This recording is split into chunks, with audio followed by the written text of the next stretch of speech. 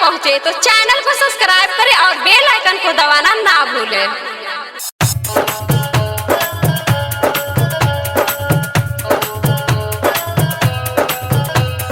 DJ Brajesh चकिया अनाड़ी recording studio Dallu चौक शेखपुरा। बोला बोला सूर्य भगवान की। आइल बपार अब छौड़ी होतो अब छठ गे बोले लये है चौड़ी मुँह बना आठ गे। आइल बपार अब छौड़ी होतो अब छठ गे बोले लये है चौड़ी मुँह बना आठ गे।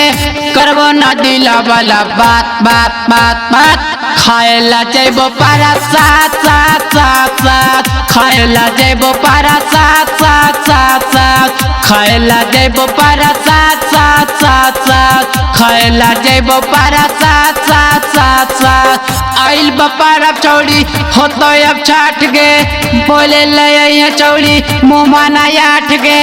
करबो न दिला वाला बात बात बात बात खाएला जैबो पारा साथ साथ साथ साथ खाएला जैबो पारा साथ साथ साथ साथ खाएला जैबो पारा साथ साथ साथ साथ खाएला जैबो पारा साथ साथ साथ साथ। कल जैबा ई छौड़ी घाट घाट घाट घाट कल जैबा ई छौड़ी घाट घाट घाट घाट।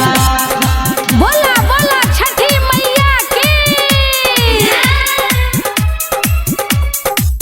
बाउना मैया के ना दीदी के भेजई है बोले ला छौड़ी तू तो खुद चली आई है खुद चली आई है। बाउना मैया के ना दीदी के भेजई है बोले ला छौड़ी तू तो खुद चली आई है।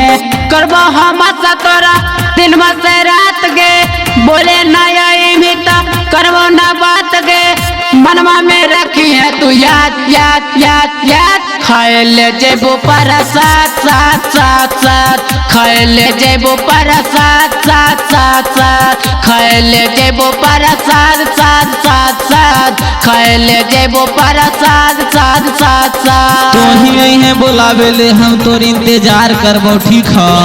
ब्रजेश चकिया बोला बोला आदित्य मल की।